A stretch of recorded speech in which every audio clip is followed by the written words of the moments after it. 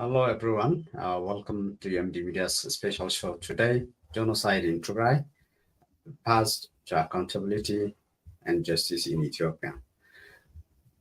Today, we have a special panel, as I mentioned. We are joined by Dr. Azeem Ibrahim and Dr. Sarah Bone and Mastwal Tarafa from actually different sections of the world. And I'm very happy to be joined by this excellent panel. Of course, as everyone knows, we have a new report, a very important report in terms of justice and accountability in Tigray, in Ethiopia, and hopefully beyond, the starting point for those victims, countless number of victims who continues to ask for accountability and justice. So the starting point is this report, a 120-page report, and the summary of 28 pages. Dr. Azeem Ibrahim is a lead in this project, together with other 11 contributors to this report. I will start with the first question of how and when did the team, the Newlines Institute, came to be engaged in this case. I know Dr. Ibrahim will also tell us past engagements in similar cases. Welcome, all of you, and I'm happy to be joined by you today and to a bit explore on this report and the path forward. Let's start with Dr. Ibrahim. Welcome, and tell us about how we come to work on this important project, your institute, and the colleagues that work with you in this report. Thank you. First of all, let me thank you, Getachew, for having me on the program along with my esteemed panelist. So basically, I'm the director of the Institute in Washington, D.C., the Newlines Institute. And one of the portfolios we have is looking at mass atrocities and international law. And some of our previous reports have focused on the issues of the Rohingya, on the Uyghurs, on Ukraine. And many of those reports have been very impactful. We managed to get them to policymakers at the most senior level. We managed to move policy on some of those issues. Our report on Ukraine, for example, has been used in 13 parliaments to vote for genocide determinations. And so based on that, it was only logical that we focus our efforts and our attention on issues that are not getting the correct kind of attention. So I regularly get messages from people asking me to look into this issue or that issue. And many of these issues I have no idea about what is happening in them. They're just far too many. But the one on Tigray kept coming up over and over again. And there was one particular individual in California, Courtney Hamilton, who had been working on this issue for quite some time. And she was pressing me that, this is an issue that requires urgent attention. And so what we did at the Newlines Institute is that we put together a team of legal experts to look at this. As you can see from the report, these are people of the utmost highest caliber. They're former ICJ judges, former prosecutors from the ICC, they're former ambassadors at large from of war crimes, former attorney generals, and many others. And so what we did is assemble the most extensive team to examine the evidence and to come to the conclusion that the Genocide Convention has been breached in the war in Tigray. The report took over 2 years to do, and at the same time, it comes in at over 80,000 words, and that was actually cut down from 107,000, which was a first draft. It was simply far too long. But this is by far the most extensive and detailed report of its kind that anybody has done on the topic. And we do not come to the determination of genocide very lightly. We went through a very rigorous process to actually come to this conclusion. And so far, the report comes in two forms. There's the 80,000 word version, and there's also a much shorter version, which looks at the summary. It's a summary for policymakers. And so the report, as it stands at the moment, is getting extensive coverage. This is an issue which we believed required a lot more analysis and interpretation of what's actually going on. And we certainly hope that the report actually provides that. And this is just the beginning. The report's only been out for about a week, and already we have received extensive, not just media coverage, but we've managed to secure some very senior meetings, at the United Nations, in Ottawa, and also in Washington, D.C., to make sure that they're aware of the findings of this report. And one thing I should make clear, Getachew, is that we don't, we are a think tank that does analysis. It's our job to look at the evidence, apply this evidence, and come to a conclusion. We're not a lobby group or an advocacy group that produces a particular course of action. That's for others to decide what course of action they should be taking. And every country, every institution will come to its own conclusion in terms of which course of action is best suited for them. It was our job simply to provide a legal analysis, the most robust legal analysis that we can possibly provide. And the conclusions, as I said in this report, are absolutely very clear, and they're all laid out in a very factual, analytical basis for anybody to see. Great, thank you, Dr. Ibrahim. We'll go into some of the details of the points, important points you made. Sarah, I just want to come to you, and as our audience might remember, you wrote this book, co-authored this book with Martin Platt months ago on the same topic, but maybe with a different lens, definitely.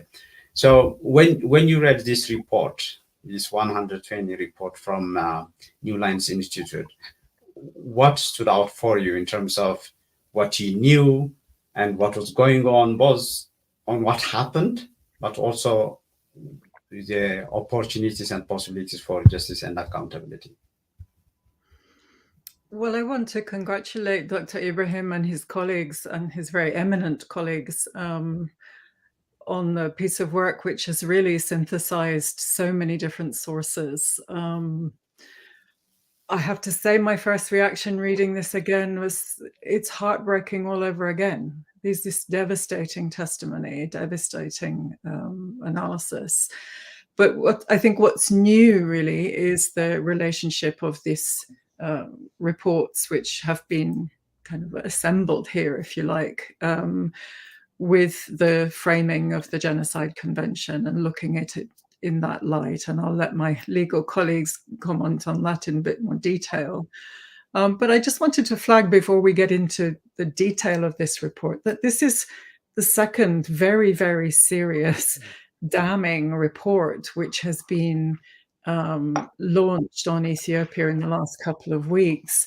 And both of them have a really, really devastating impact on the role of the international community. I'm sure some of your viewers will have seen the report that came out a couple of weeks ago from the independent humanitarian evaluation of the aid response in Tigray. That's utterly devastating on the international community. And this, I think, is similarly utterly devastating. I mean, I think the one paragraph which I really kind of, that leapt out of me, is 483. It says, it's a dangerous precedent that a country under investigation has succeeded in dismantling an official international commission of inquiry. Thus, despite some notable calls in January 2023 from major European states for accountability for abuses committed, the US and EU member states folded to Ethiopia's threats to prematurely end ICRI's mandate. And that's referring obviously to the UN International Commission of Human Rights Experts on Ethiopia. So as a political scientist, what I really took away from this report was another level of condemnation of the international community's approach to Ethiopia over this period, and particular to its dealings in Tigray. I think we can get into a lot more of the detail, but if this gives a new impetus to lawyers around the world, legal advisors to governments, that they should really take their responsibilities as signatories to the Genocide Convention, of which Ethiopia is also one, a very early member of the League of Nations, and present at the Nuremberg tribunals, and Ethiopia of all countries should be invested in this convention. So I found it very welcome. I also hope that this will not be a one-off. I've seen additional information even since this report was produced, which is continuing to come out. So I think from a political science point of view, my message would be this issue is not going to go away.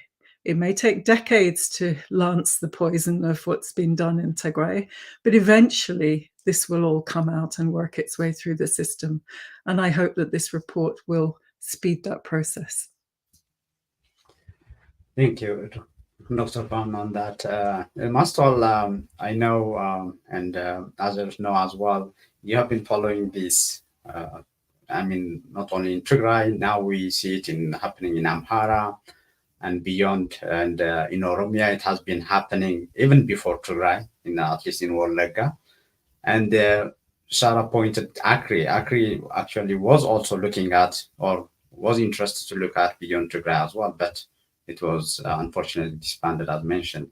So what came to your mind when you saw this report from Newlines Institute led by Dr. Ibrahim? Yeah, thank you, Getachew. I think what came to mind first is not looking at it as a legal analysis or some sort of professional commentary, like Sarah was saying. I mean, the shock came back. I mean, sometimes it's been a few, several months since at least the war officially ended. So we kind of take a distance from what happened, and we try to forget, and we even pretend that, it's in the past, but it just brings back everything. And because the report puts a lot of the primary resources and hyperlink, for example, some of the social media and like mainstream media accounts, you click and you go back to that time when you first saw that thing. And it was, that was quite a shock, and it brings us back to what we try to forget or put in the past. But also, I think, as you were saying, I think in terms of its value for the direct victims or indirect victims, it's not just this being a resource for advocacy and potential accountability, but it's also a part of the healing process in a way. It's documentation of what has happened, and in even if we have a transitional justice process internationally or domestically, part of it is truth telling. So I think the documentation of everything, putting it in a system, irrespective of the label, irrespective of us saying it's genocide or crime against humanity, I think it's valuable. It's part of the repair process in a way. So these are the things that came to mind immediately. But I think for the general public, and we'll maybe go into how this is going to be received by different actors, including actors within Ethiopia. But for the general public too, it's one way for people, for example, in Amhara and Oromia, other parts of the country that claim similar atrocities have been left undocumented and have been ignored. And the competition for victimhood in Ethiopia can use this as a resource in a way. Okay, we can document our archives and systematically compare what is happening to what the law internationally calls the gravest of human, violations of human rights. So it's a tool for them, and I hope that the people will understand these patterns we're seeing in the report, patterns in speeches, actions, programs.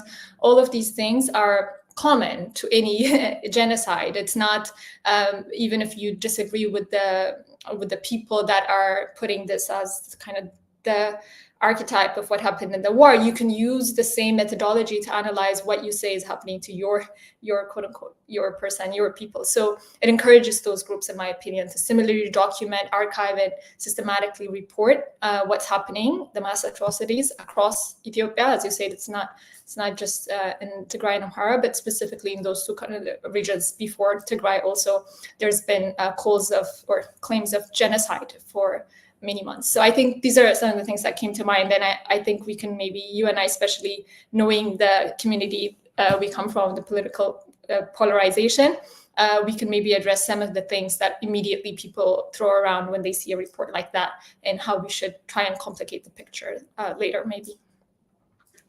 Great. Thank you, Mastal. Yes. One thing that, Dr. Ibrahim, you are mentioning about how this is being picked up by the media, but also some corridors in the UN and Washington and so on. So far, any reaction from those who are listed, because they were very well structured and well documented in terms of both war crime, crimes against humanity, and genocide, right? And you mentioned about Ethiopia, NDF, Eritrea, Amhara forces, Tigray defense forces, all that. So any reaction or any reflection that you are receiving? Normally, the Ethiopian government was quick to respond to other reports. I haven't seen one, but if there was anything behind the scene. You are muted, Dr. Ibrahim. Yeah, so the report makes it very clear that all sides committed crimes, war crimes, but it's the Ethiopian National Defence Force, the Eritrean Defence Force, and the Amhara Special Forces in particular. They committed crimes against humanity and genocidal acts against the Tigrayan people with genocidal intent. Now, this is very important because the intent part is absolutely critical in terms of attributing it as a genocide.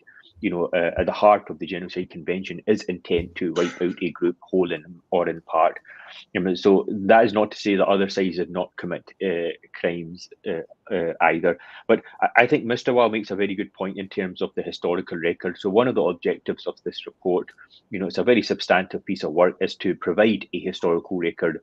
Because from our experience, what happens in many of these situations, is that after the fact, there's a very extensive and very sophisticated historical engineering that will start happening in terms of rewriting history, and it is done in a very sophisticated manner, in such that they'll claim that crimes did happen, certainly, but this was just rogue elements within the military, it was rogue elements within the police units, it was rogue tribal leaders or something of the other, and so they will try to rewrite much of history. So we are certainly hoping that this report will form part of the historical record. So when if and when a time of accountability comes to pass, that this can actually be provided with as a basis for some of that accountability. In terms of the reaction we've had extensive outreach of this report. We went to the United Nations, we met with a number of missions, including missions from the Security Council. We then presented the report to the Parliament in Ottawa, to the Canadian Parliament, to the Foreign Affairs Committee. We met various ministers and officials there, former ministers, and then we spent extensive time in Washington, D.C. on the Hill, in the State Department, and even meetings at the White House with this report. And the most important thing I learned is that this issue doesn't seem to be on anybody's radar at all. Even the people that specialize and the desks that specialize in Africa, there are a lot of focus, and rightly so, on what's happening in Darfur at the moment, in Al-Fashir, and that's obviously very important as well. But this issue of Tigray and what's going on there, it is essentially seen as a historical incident by many of them that was wrapped up in 2022, and there's a focus now on the transitional justice and in terms of trying to repair the damage. So many of them acknowledge, yes, terrible things have happened in Ethiopia to the Tigrayans and other minorities, but this is all now history. And now we have to focus on trying to improve relationships with the countries, trying to focus on economic development, and trying to ensure that the past isn't dug up again. And that is the kind of perception that we got from many of the policymakers that we met. Some of them were a bit more informed in terms of what's going on, what's still going on. And the argument that I made in almost all of these situations, whether it's Tigray or others, is that this idea of impunity is hugely damaging. And if you look at almost all of these genocides that have occurred in the past, the lesson that you can take away from them is that once you allow one genocide to happen, you are simply opening the door to many others. It's very common for the perpetrators of a genocide to undertake a dry run, to undertake a test run, to see if they can get away with wiping a particular group. And the best case, the most informed case I have of this is of the Rohingya in Myanmar. Before the Rohingya genocide occurred, 1 year, almost exactly 12 months before, the military undertook a test run to see if they can get away with a full-scale genocide. They wanted to see what is going to be the reaction of the international community, what will be the reaction of local actors, and they concluded they could get away with it before they launched a full-scale genocide. And once they felt they could get away with it, then they now targeted other groups. And it's a very similar situation in Tigray as well.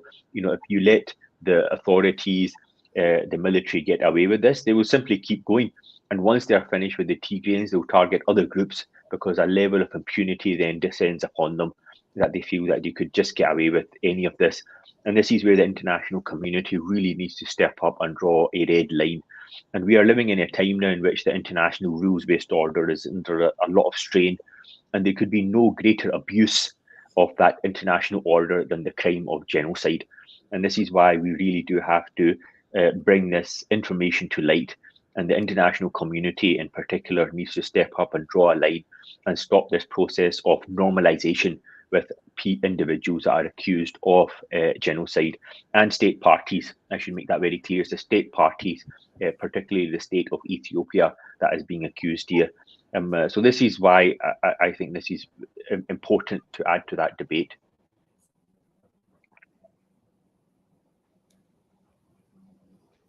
Thank you so much for that. I just want to stay with you because you mentioned the importance of intent, and the government and any involved actor, they were pushing back in terms of, no, this is just a result of the war and so on. But you mentioned a number of sources, actually over 1,039 references and citations within that 120 report. And one of them is what Pekka Haavisto, then the envoy, said actually in public or to the European Union Parliament, I believe. But let me just play that clip, and I want some reflection on that. For me, particularly the news of the violence against the women is incredible, and something that probably not has happened in any wars or conflicts in that region. Maybe a word about what is the aim of Ethiopia. When I met the Ethiopian leadership in February, they really used this kind of language that they are going to destroy the Tigrayans, they are going to wipe out the Tigrayans for 100 years and so forth, which for me referred to very serious human rights atrocities and crimes as well. If you wipe out your national minority, what is it? It's you cannot destroy all the people, you cannot destroy all the population in Tigray, and I think that's very obvious that we have to react and because it looks for us like ethnic cleansing. It is a very, very serious act if this is true. So this in your report, this happened in the presence of the Prime Minister and his team. And we know that the State Department of the US was at one point very close to determination of genocide, but then we heard that it was pushed aside. So isn't it clearly like, based on the documents you have, everything you saw and documented, I mean, how are you seeing, this pushing aside and let's re-engage Ethiopia and business as usual? And I can mention as well from the European Union side, we have seen Joseph Borrell, who was very active, during the war in terms of pushing these, we have to stop it now and so on. But he didn't seem to have a lot of support from the member states. Yeah, so one of the reasons why this report took over 2 years to do is because we spent quite a lot of time and effort trying to translate, documents and posts from various members of the government, and trying to make sure, and the ones that were already translated, we had to reconfirm that they've been translated accurately. So we put quite a lot of effort into that. And much of this information is publicly available. This is quite astonishing that the genocidal intent, genocidal language, you mentioned one clip there, but as you said, we have hundreds of other examples. Just to give you one example, the Prime Minister's social affairs advisor said on record, when he's talking about the Tigrayans, they should be erased and disappear from historical records. A person who wants to study them should find nothing about them. Maybe he can find about them digging in the ground. So this is the kind of language, genocidal language against the Tigrayans that we see coming from the highest level.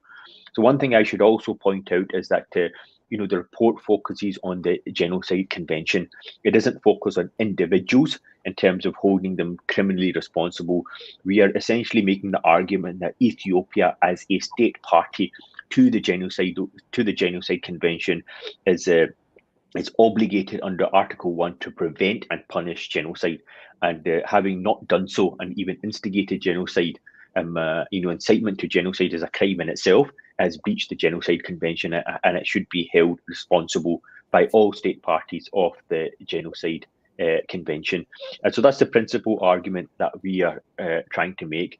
Now, in terms of how do you marry all of this with the political kind of decision, the State Department, as you said, was in the process of making a genocide determination, or was examining the possibility of it. Now, I don't have any inside privy to where that process was, but my experience with this is that in almost all of these situations, those decisions are political decisions that are made at the highest level. And so you have the legal department at the State Department, you have the legal department in the Foreign Commonwealth Office in the UK, Global Affairs Canada, European Union, Brussels. They will make their assessment, but this assessment is then goes up to the highest level. And it's then the Secretary of State, the Foreign Secretary, the Prime Minister, or whomsoever that decides whether they want to proceed with it. And it's all based on politics. It really is not a legal kind of mechanism. A decision at all. It is basically based on the politics, and if at that time the leadership believes that there's not much merit in such a decision, then they simply won't go ahead with it. And this is why I think this kind of historical record with the evidence presented in such a way is very important, so that even if politicians fail and refuse to make a decision, the historical record is there for everybody to see in terms of what exactly happened on the ground. Thank you. Dr. Vaughan, once the Pretoria Agreement was signed on November 2022, and what has unfolded after that, many people were saying this will be forgotten forever. And now we have this report.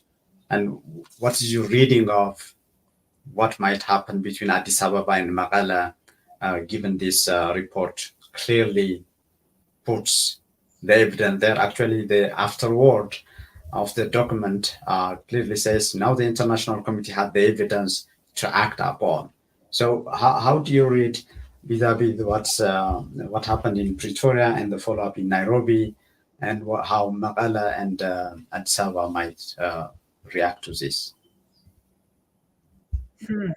I think you should ask people who are a bit closer to the situation than me to comment on that. But I mean, this is going to be a political hot potato for everybody. It's quite clear that maybe not to the same level, but pretty much everybody has committed crimes, atrocity crimes in Ethiopia.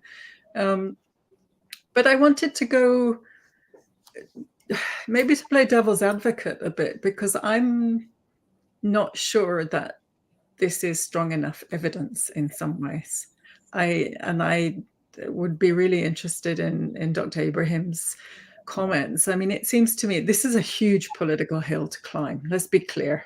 It's not going to happen very easily, I think. That's my impression reading it. I was actually, having sort of looked at the introductory paragraphs and the sort of headline of these are the four routes that one could use to get accountability, it sounded quite hopeful. But when you get to the end of what is genocide, what isn't genocide, it's not enough just to be discriminatory, it's not enough just to do profiling, it's not enough to have inflammatory hate speech.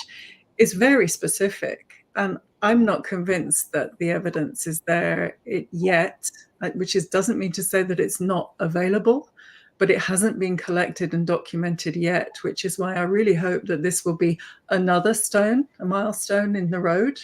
But I think there are two things in particular which really do need further investigation. One is clearly the chain of command.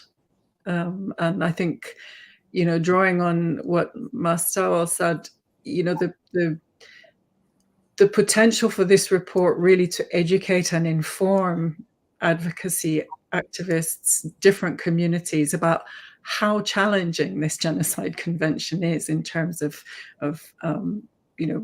demonstrating intent and so on, might actually make people think about the need to collaborate, the need to rethink their alliances, the need to rethink some of the things which they personally may have been involved in the past, but now they see it turning on their own communities. And maybe that might make people think differently about what kind of evidence they might be willing to come up with. For instance, we still don't know whether there was an agreement, a military agreement to collaborate between the Eritreans and the Ethiopians. There's lots of circumstantial bits and pieces which could indicate all sorts of things. But there are a lot of people out there who do know, who have a lot of evidence about this. So, for me, I think there's still quite a long way to go in terms of proving intent. One is on the kind of military command structure, the chain of command. The other issue is on the incitement side of things. I still think, Dr. Ibrahim and his team have done a great job of assembling what is in the public domain and what's been documented.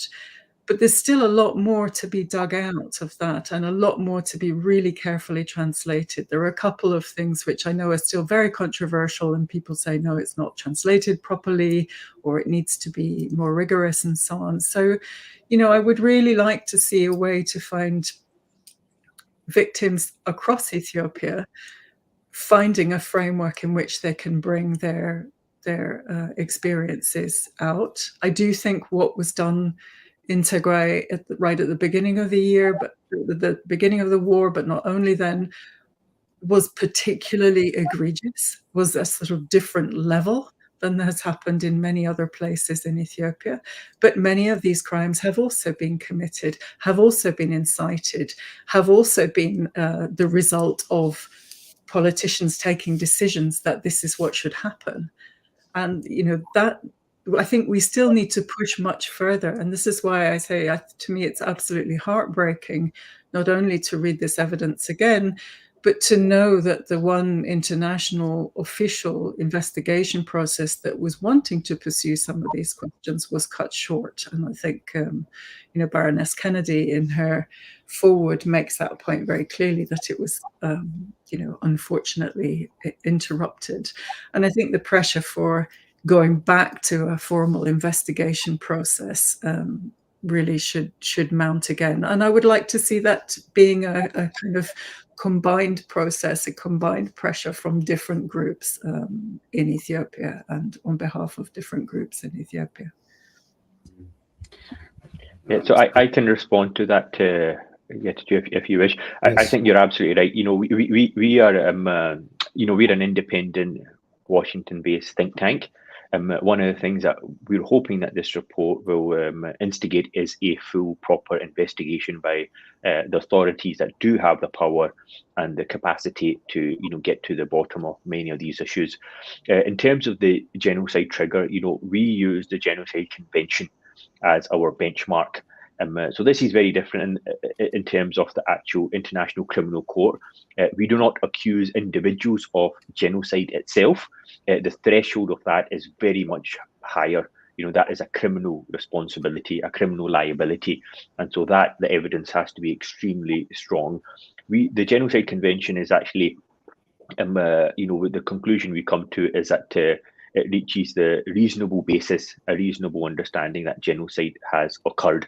And one does not need to have documents and a clear plan to do that. That can be inferred from a group's actions. And we can see the policy of starvation that's going on in Tigray enacted by the Ethiopian government. The estimates are between 98,000 and 218,000 people have been starved to death just by the withdrawal of food aid, the destruction of crops at a very timely manner in terms of the harvest, the limitation of food into the region, and on top of that, the conflict-related sexual violence in terms of making sure that women that are raped will have Amhara babies and not Tigrayans, and that is all well documented. So from all of that, one can infer the state responsibility, and also Article 1, as I mentioned, of the Genocide Convention is to prevent. The fact that Ethiopia has not prevented a genocide of this scale means that it is in breach of the Genocide Convention, and individuals inciting genocide are in breach of the Genocide Convention as well. And so it's not just the killing aspect and the mass murder, which obviously has occurred in abundance in this situation, but it's many other aspects as well. But I think Sarah is absolutely correct. The correct response to all of this is to have a full independent investigation by the relevant authorities to get to the most accurate picture in all of these. This work cannot be done by independent think tanks like ourselves. We have assembled what we consider to be some of the best legal experts who have extensive experience in this, to examine the evidence and come to this conclusion. But at the end, it is, we are not a government, we are not a global institution that is required that should be doing this kind of work. But there is enough there to kind of merit a further investigation, and particularly since many of these acts are still ongoing, there's still, much of this information is still pouring out of the region in various forms. So that I think Sarah's absolutely right, and the fact that many of the other investigations were prematurely ended was down to the extensive and effective lobbying by various agencies to say, well, look, this is very unhelpful. What we need to focus on is a transitional justice process, economic development, and this kind of creating these kinds of fissures between communities is no longer helpful. And it was effective, and this is what has to be reversed. Great. Maybe building on that, Mastal, on this report, on the last chapter, section 8, there is this avenues to accountability. And I think there are two elements mentioned there, to Sarah's and Azeem's point, the investigation and the tribunal part. So on the investigation, there was experience from Yugoslavia, Rwanda, Syria, Myanmar, and mandated at that high level, which is now not working for Ethiopia, at least for now. But also the Ethiopian government has this transitional justice mechanism. Actually, just 2 months ago, this is April 2024, the Minister of Justice of Ethiopia have adopted this transitional justice policy. So maybe if you can speak to that, the mechanism, the process, and how the Ethiopian government might use this one as saying, we are already on it, we are taking care of that, given that in this report from Newlines Institute as well, one possibility is the country, the party, Ethiopia, takes care of it. Sure, Getachew. Before going to that part of the question, just to reflect on something that Sarah and Dr. Azeem, Dr. Sarah and Dr. Azeem were discussing in terms of what this report does and it doesn't for us at this point. It's really important, especially for our Ethiopian audience, for example, people who are grappling with, how to reflect on this report and what does it say about the political group they support and what are its political implications. I think it's important to address that. So on that, I think there are already disclaimers in the report that should be emphasized in discussions amongst Ethiopian civil society. The disclaimer that this is, again, Dr. Azeem was saying, it's a think tank, it's not a court, it's not a government, it's not, it's providing a resource for institutions that are empowered by regional international or domestic law to hold people accountable for genocide. It's providing tools.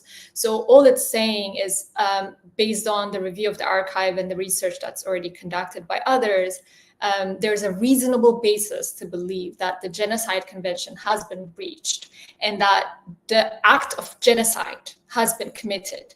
And so that is different from saying that the people that have said genocidal, have given genocidal speeches, or the people who allegedly have participated in a campaign within this war are criminally responsible for genocide. Those are two different things. So I hope that people get that, the difference between this determination that the act of genocide has happened and the determination that person X or institution Y is criminally responsible, because the second one comes after another thorough process of criminal prosecution that the report discusses the different avenues. You also showed us some. It could be the ICC.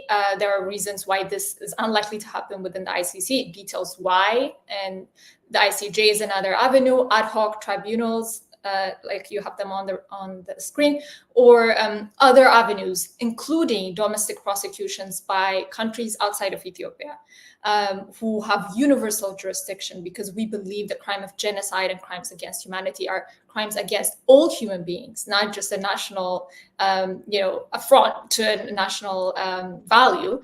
They're international values. So all these avenues exist, but what this report is saying is there's proof at least to show that the genocidal acts have been committed. So that's the main distinction. The lawyers can debate whether or not this report itself is enough to start a case against one individual or start a case against Ethiopia as a state. That's a separate debate. So I just wanted to clarify that. And it also makes a disclaimer, which is important, that it speaks only to genocide against the Tigrayans only. Now, it says that it's not saying genocide has not been committed against others within the same time period, in the same war. And this goes to Sarah's point that we'll read some of these accounts and say, oh, of course, similar things have happened to the Amhara in the war and the Afar in the war. And other groups have already said war crimes and crimes against humanity have been committed by the Tigrayan militia or the Tigrayan army. So then what does that mean for us? This report is saying that's relevant information, but this report is just focusing on genocide against one group. And why that's done is because the Genocide Convention is really focusing on protected groups. As a group, an ethnic group is protected. As a group, another identity-based protection. So we want to be very careful to see when we say genocide, are we really talking about a violation against someone because they are of that ethnic group? And that's why it doesn't even cover other ethnic groups within Tigray, like the Irob and others. So I wanted to clarify that. And just another thing, because it's an issue for Ethiopian political spaces, this report basically says that genocide was committed in the war. It doesn't say throughout the war. It doesn't say all parts of Tigray. It doesn't say, so we have to be very specific about what this report says. The belief is that in some instances, and those acts are already enumerated, there's some massacres identified. So it's saying something very specific, and maybe the lawyers who discuss this with the Ethiopian civil society have to make that clear so it's not misunderstood. And also the fact that genocide, because in Ethiopia, a lot of people get, whenever you mention the term, and not just in Ethiopia, because it's considered the gravest of all crimes against human beings, there's an immediate resistance to it. And I hope that Ethiopians with various political views, including those whose views are different from the TPLF and the legacy of the TPLF in the country, even people who are personally named, like Dr. Sarah was saying, even people whose tweets were included in there as genocidal potentially, should not rebuff the report, but should immediately resist that trigger that comes with the association of genocide and say, it's something that's going to give us a pause to reflect and to remember that genocide is a legal term, it's a category, and we debate it, but it's also something that it's describing is something more than that. It's not just a language. So what does that mean to target someone because they belong to a specific group and with the intent to eliminate them, partly or formally do something? That should shock us just as human beings. So that should be kind of one thing that people should, beyond the legal kind of what the report does for us for potential prosecution, and we may not possibly see someone convicted for genocide, unfortunately, given the history of impunity that was being mentioned, but at least the determination that these acts happened themselves, I think, is an important point. So going back to what you were saying, I guess in terms of the avenues, the report also makes sure to discuss the political impediments to holding people accountable. We won't go into detail, but as you mentioned, the Ethiopian route, normally every country who is a member or a signatory to the Geneva Convention or the Genocide against the proclamation prosecuting or prohibiting genocide has a responsibility to enforce it. It's also bound by those provisions. Ethiopia has the obligation to respect that convention, including by preventing it, which this report suggests Ethiopia failed to do, but also holding people accountable. So technically, yes, Ethiopia has an obligation and obviously a right to take this process within its own hands. And because these crimes were committed in Ethiopia, put in place a policy to implement them, but to implement an accountability measure. But I hope we've had a different program on this with Getachew. So hopefully people who want to have a more deeper kind of understanding of what's been being cooked by the current government in Ethiopia should go back to that, because we may not have enough time to go into it. But one thing I want to say is for the international community specifically, in terms of how it's looking at what the Ethiopian government is doing in its transitional justice policy, is to really be very serious about looking at the half measures, basically, because, you know, I think the international community, especially since the war, and as reports like this make clear what happened in the war, I think has resigned itself to the understanding that we don't have a human right ally in the government. We don't have a government that's committed to, some of these principles. However, there's this idea that because we don't have options, what do we do, right? Like we just work with them.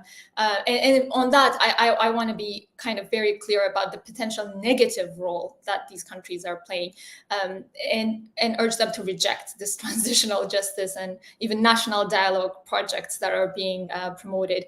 And very interestingly, you put, Getachew, the final version of the policy that was adopted months ago, which is in Amharic, but you'll notice that some of the back and forth, for example, on the process of drafting this policy, there are the Ethiopian Human Rights Commission and others who've been commenting on it in terms of how it should be transparent and inclusive.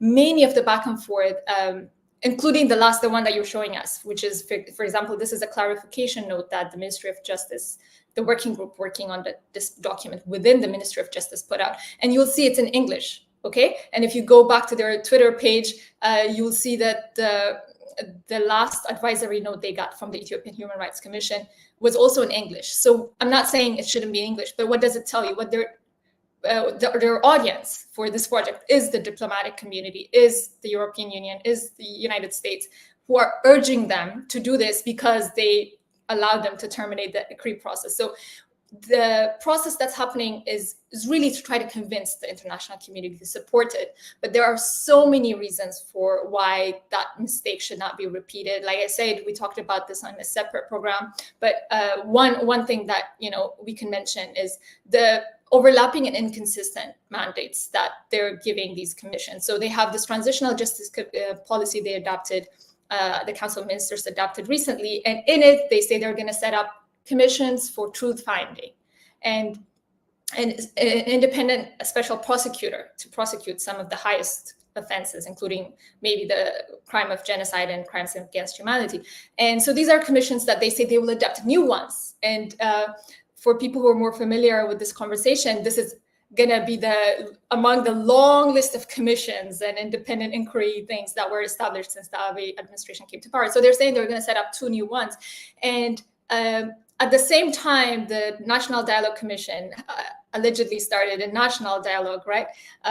Purportedly, I should say, last week, and it's supposed to do exactly what this Truth-Finding Commission, which is going to be set up in the near future, is going to do. I mean, just the mandates themselves, and completely not designed to result in practical impact in the country. They are just to tick the box and make donors, for example, the donors of this transitional justice policy consultation, the GIZ, UN Women, and others that are financing it, to make them to tick a box that's required, and to also make these organizations feel like they're doing something, because they, what do we do then? We just leave it. So I guess one thing is just looking at what, just like you would do in Germany or in the US or in the UK, some flagrant disingenuous processes cannot be ignored. You wouldn't ignore that in your country, and you shouldn't ignore that in a country because it's in East Africa or Africa, and has had a history of lack of institutions. That should not be.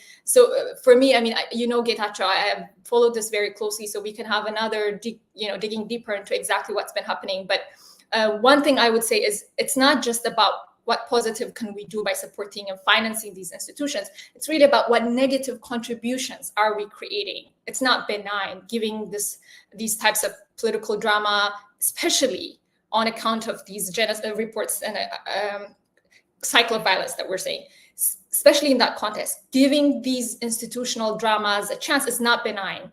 It is not just a less than ideal choice, right? It is harmful to both Ethiopians' long-term interests to realize a peaceful, stable, democratic country. It's also harmful for the Western interests, for the countries that are financing them, because the long-term interest of European countries and the US, for example, is to have a stable, coherent nation that can, at least sustain its population enough so they don't flow out in thousands to reach their European capitals and other countries. So just speaking to one interest of the European Union. So I just wanted to say that, let's give this a chance is basically the same thing as let's give this war a chance. People were saying, okay, this war started, let's give it a chance.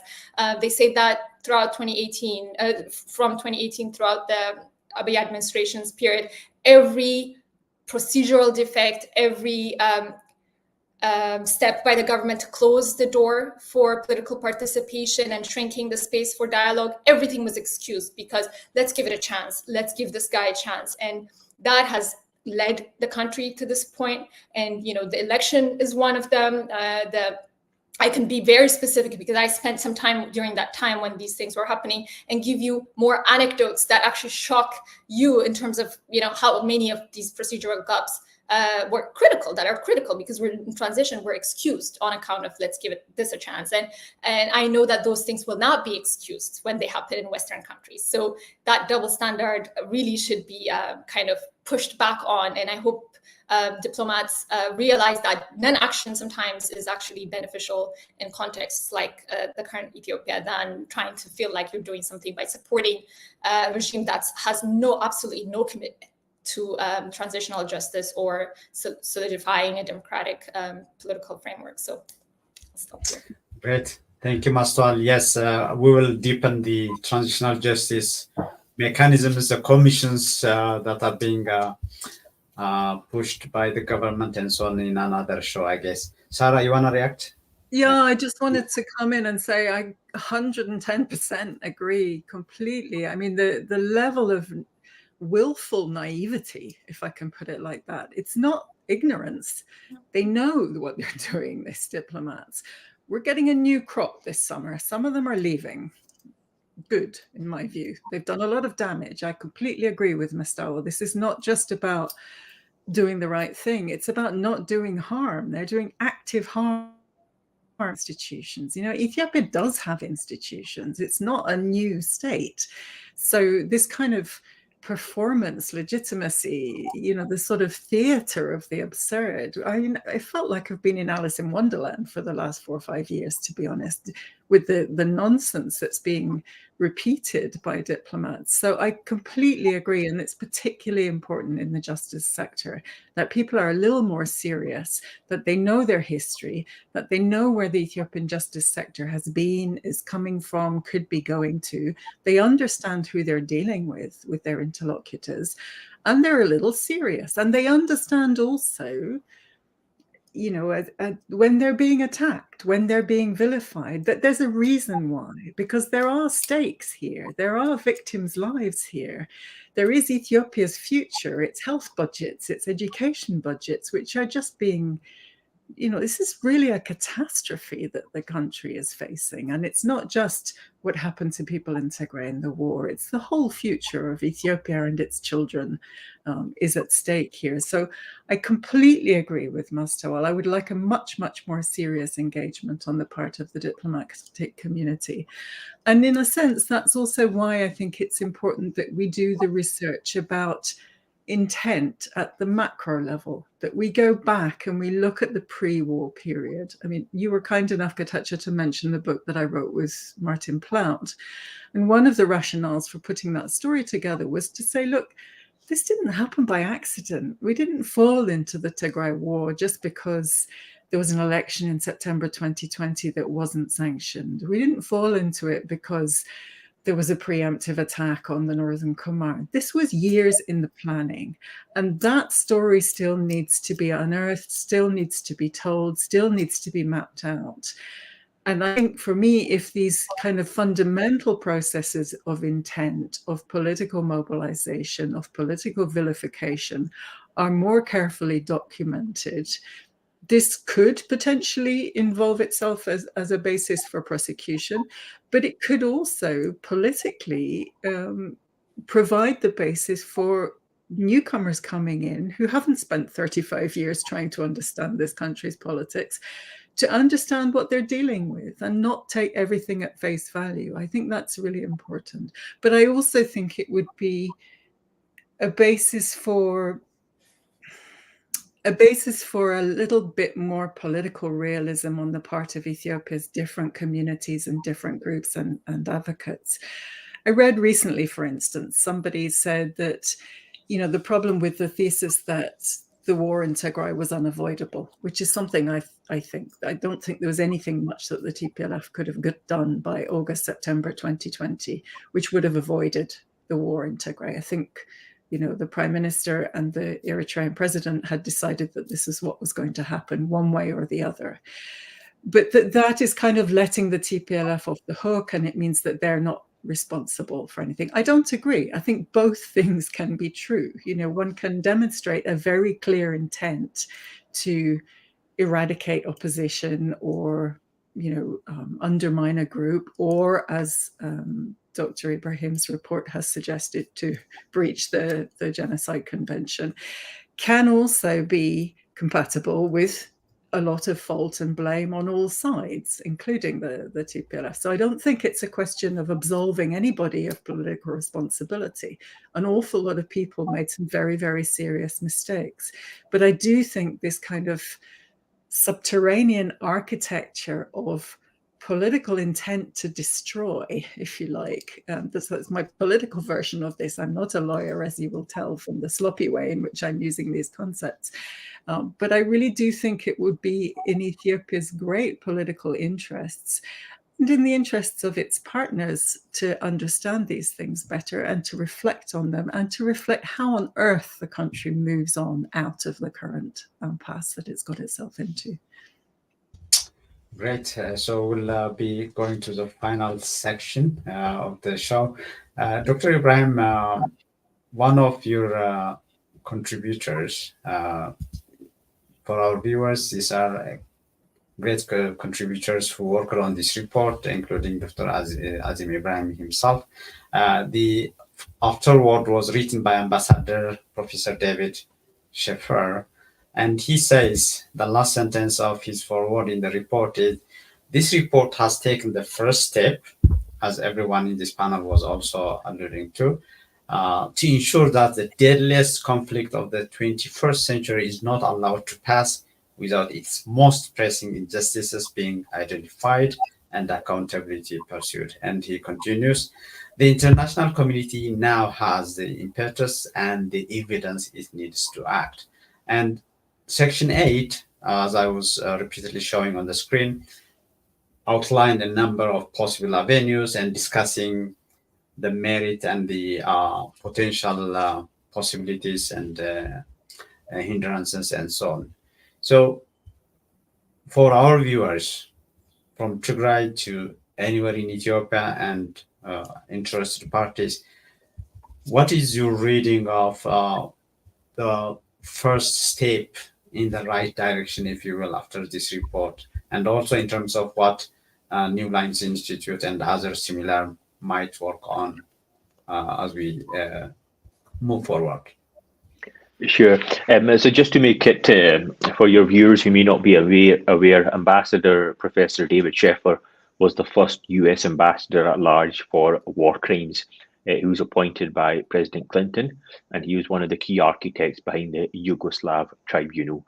So he is a pioneer in his field, and he's absolutely correct. You know, we are hoping that this report will simply be the first step of many steps in terms of trying to get to a much clearer and more accurate picture in terms of the breaches of the Genocide Convention and possible criminal responsibility of many of the parties that have been involved in this from all sides, not just from one side or the other.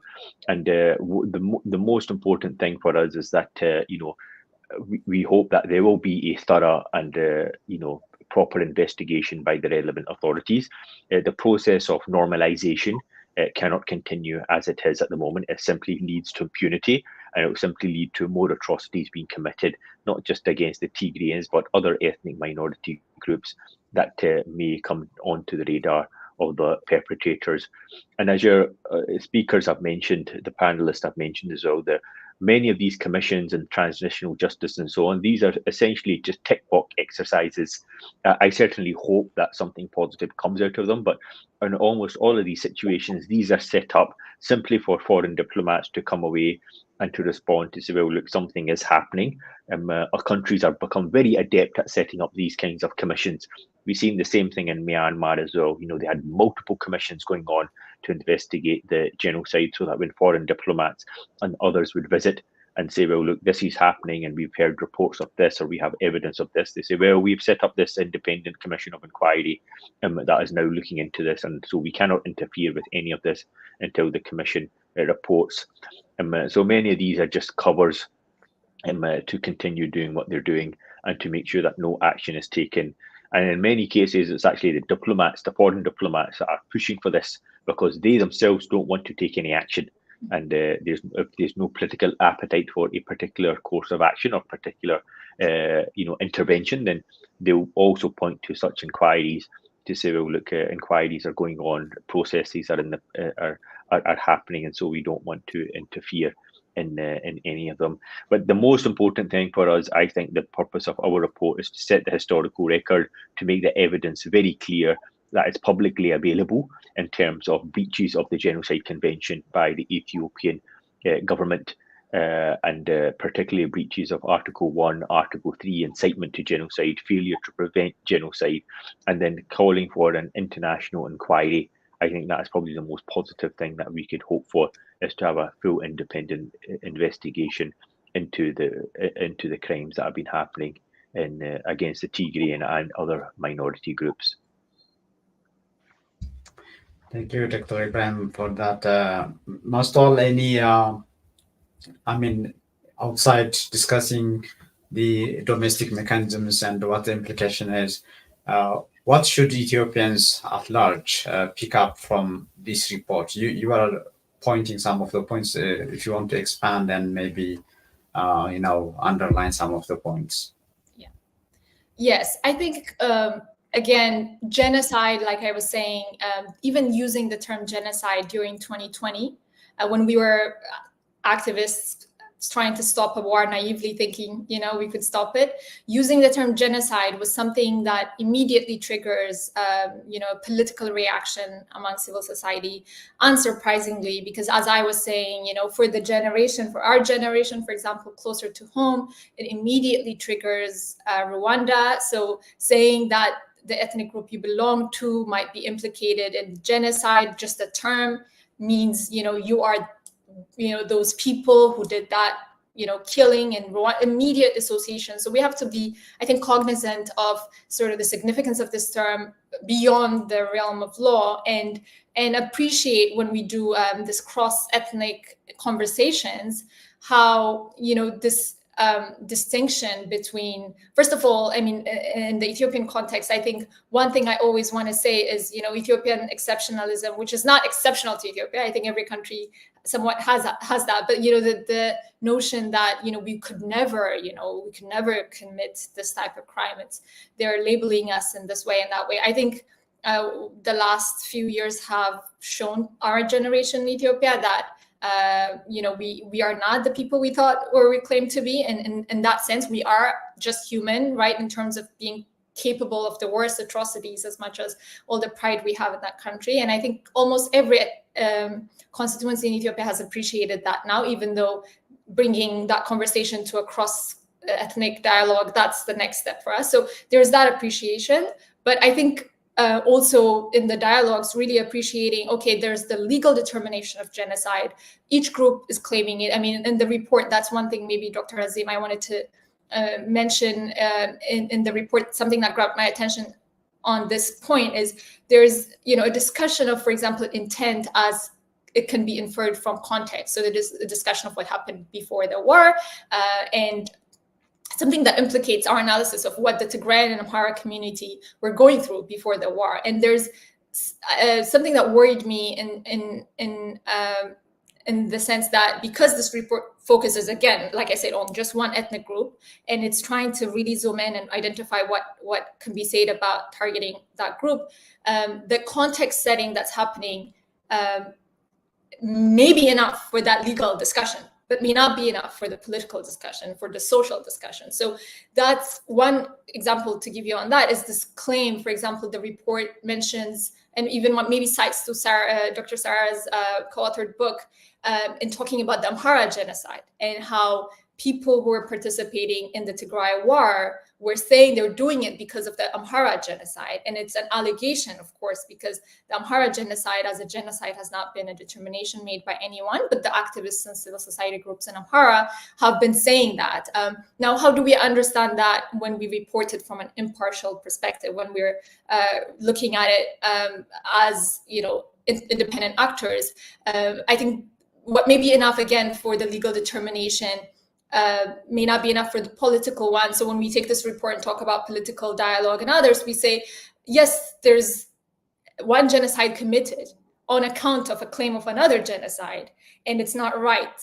100% cannot be any context we set in there in those reports of why this may have happened. It's not a justification, cannot be rationalization, but it's a relevant factor when we talk about the political and the next potential genocide, because the cycle, as we know, the cycle of violence is one genocide, one atrocity being used to justify another one. So in that context, I always say, for cross-cultural, cross-ethnic dialogue is when you say, okay, there's a claim of Amhara genocide that mobilized people to go after another ethnic group and commit genocide. And if we don't address this, and if we don't tell the truth now, and if we don't hold people accountable after this report and after this episode, this will lead to another genocide. I mean, it's just inevitable. That's how it works. So that's what I urge people, is to understand kind of the immediate reaction we get when we talk about crimes against humanity, because nobody wants to be associated with it. But it's also beyond the law, this, something that should be a huge affront to our own individual moral principles, and also politically our survival, if we want to survive as a kind of cohesive unit. So I think the resistance and the denial should be kind of understood from this significance of the term, that beyond what it is in terms of legal definition, and also the understanding that in Ethiopia we do have a stronger even definition of genocide in our penal code, and as we remember, maybe we were too young to understand the Derg trials that happened with the military dictatorship being put on trial for the Red Terror, the tens of thousands at a minimum of intellectuals and political dissidents who were killed systematically through a massacre and kind of organized government program. They were prosecuted under an expansive definition of genocide that is permitted under, arguably, because the lawyers debated whether the Amharic version included political groups or not, but it allowed for prosecution of genocide against a political group, not just an ethnic group. So if you target a political group and target a member on the basis of belonging to that group and want to eliminate them, or with intent to eliminate them, do the things that are prohibited under the Geneva Convention, which is similar to what's prohibited in Ethiopia, you can be prosecuted for it. So also let's try to go back to that history and understand not only do we as a country penalize genocide as defined by the international law, but we also, because of our history, had something that says you can't try to exterminate a political group. And extermination as a language itself is something we should have learned a lesson from our recent history, and there's been prosecutions for it. I'm not saying anything about the due process and other things that can be said about the trials, but so I guess that's what I would say. But I think going back to maybe the international community, then what do we do? Okay, you're telling us not to support this regime. You're telling us we're doing no harm. What should we do? I think what they should do is be creative about supporting inter-ethnic, cross-cultural dialogues, diverse perspectives and ideologies, being able to hash out their details in a civilized way outside of the government frameworks, outside of these political dramas that we're talking about. National dialogue, as it's being sold to the diplomats in Ethiopia, is not genuine. We've had several discussions about that, and we can have more. But national dialogue can happen outside of the Ethiopian government's confines. It's happening online. It's happening currently. I mean, I was speaking with you, Getachew, recently, but prominent Ethiopian opposition leader, Leddy very recently, and I would say in the last couple of weeks, has put out different documents to discuss for all Ethiopians of various political associations and ideologies. And those documents have generated conversation across the board. And it's just one individual who's doing it. And why do we think that dialogue has to only be funded through those mechanisms that have been limited by what a regime through its own political interests structures, and not by other mechanisms? This is just one example, but there are other things that the international community can strategically create new ways within the confines of its own funding and financing protocols. And that is the only way to support and help Ethiopia, not in terms of seeing a result next year or the year after, but long term, because unless you create the political culture that can sustain diversity and that can create a pluralistic political program, none of the things that we're trying to punish now will be the last acts we want to punish. The cycle will continue. So I would urge these donors and others, specifically Western countries, to be serious about, okay, it's a problem we're trying to solve. There's not one solution to it, but what are the other solutions that we haven't been focusing on? Can we be very deliberate about encouraging the types of conversations and tolerance in politics that we want to see in Ethiopia outside of this government framework that's not conducive to it? And also, when they engage with Ethiopian actors, first of all, check their biases.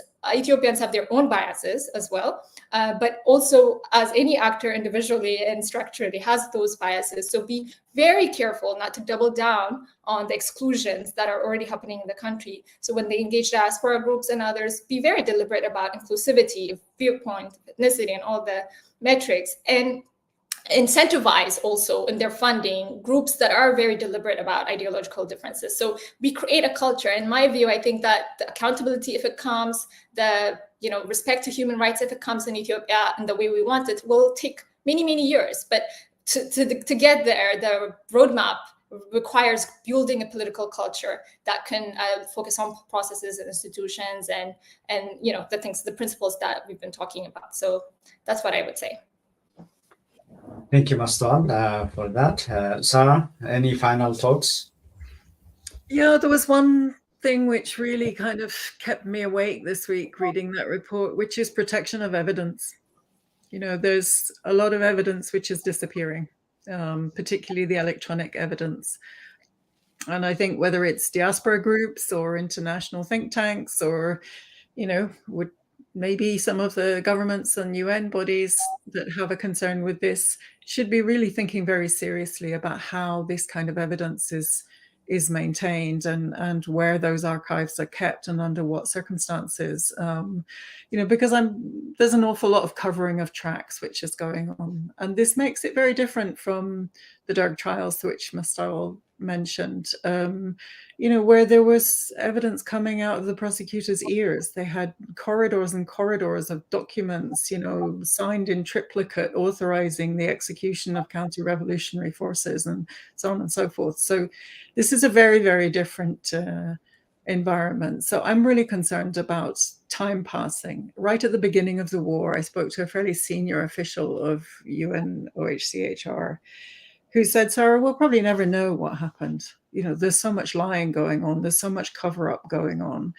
And that really worries me, because I completely agree with Ms. Sowell. I think, unless Ethiopia confronts what's happened and talks about what's happened and agonizes and weeps over what's happened, it's never going to be able to move forward. And I know that that's a very, very tall order, but I congratulate the work that's been done to put this on record. And I would like to see it just continued by a range of different groups. Ideally, Ethiopian activists, diaspora, citizen groups working in concert to protect all communities. Because I think maybe a final thought would be that this is not about ethnicity. I'm really tired of listening to diplomats saying, oh, well, Ethiopia is a multi-ethnic state and it's always been violent. It hasn't always been violent. Yes, there are certain patterns, but this is about politics. This is about contemporary politicians taking awful, illegal, atrocious decisions, and that needs to be accounted for. That's not built into the DNA of Ethiopia. And so the death of one Ethiopian, whatever ethnic group they belong to, should concern absolutely everybody. Thanks very much.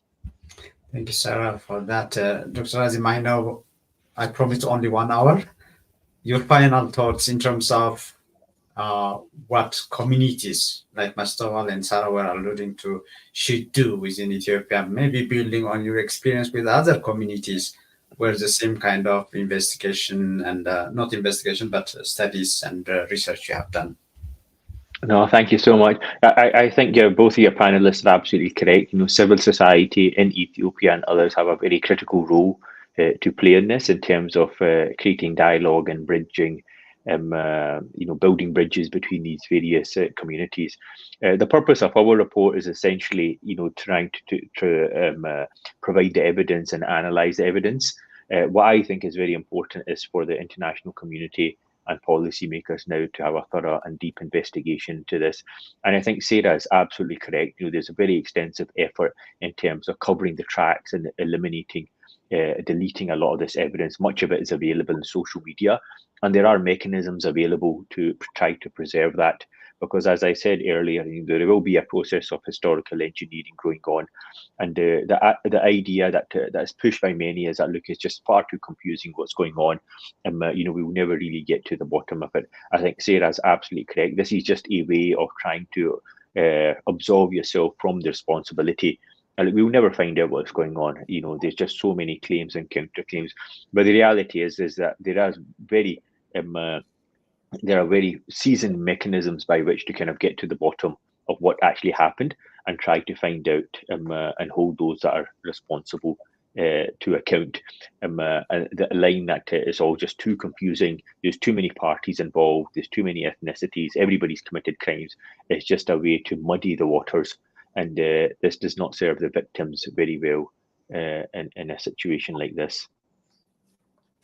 Great. Thank you so much, Dr. Azeem Ibrahim, Mastawal Taddesse Tarafa, and Dr. Sarah Bond for joining me today. And hope we'll have yet another opportunity to deepen in some of the aspects we didn't cover in detail. Have a good day. Thank you. Thank you so much. Thank you. Thank you very much, Getachew. Awesome.